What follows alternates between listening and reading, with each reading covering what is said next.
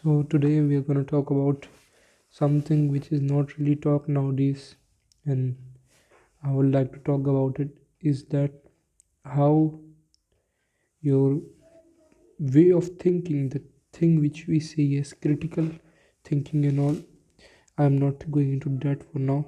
However, the very way of thinking can affect your mental psyche, your emotions that you feel, and it has happened to you that whenever you have to make a difficult decision, your mind gets separated into million parts. Every part of you is trying to say its own rational decision, as the mind tells you the rational decision of it. However, the mind is an afraid creature. If I would like to tell you of someone who I can say that it is like a mind, I would like to say the name of Ainokoji Kiyotaka. That man's face is the very embodiment of the mind. That guy has no moral compasses, as far as I can see. No moral compass. Just know what he has to do, and he does. He was trained in a facility to become like that, and it is how it is. The mind is not having its own moral compass. It is a pure animal. Now, first of all, we should discuss the terminology of what I mean by mind. The mind here, I mean, here is the logical part and the part which we rely which gets us into our temptations. The lower part of our brain, the subconscious brain, not the intellect. The mind and intellect will be different thing. If you are a little have studied a little Sankhya Darshan, so if it would be helpful. However, if you're not, still you would be able to understand by the words I'm trying to say. The mind is seen as an animal here. However, it is not really good at thinking as it seems to be.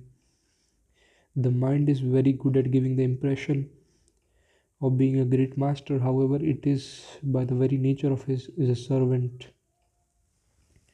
The mind was no day was given the job of being the master. The master was only the heart. Some people call it the heart, some people call it the soul, some people call it the inner voice. Anything which you are gonna call it, it doesn't really matter. However, we all agree to the point that there is something which is predominant, which predominates all of the mind's thought, and that is again those names, the same names. So, whenever the mind is in confusion, it is best to listen to the heart. The mind was designed because every second of your life, the heart cannot make this sadly, because the heart is a very sacred place and it does not like to indulge itself in the lowly, selfish human activities. And it is not that the heart is not into those things or something. It is not the nature of heart.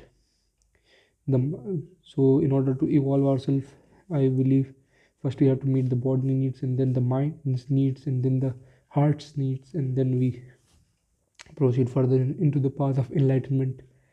I know it may sound weird for me to talk about such a thing, but bear it, man.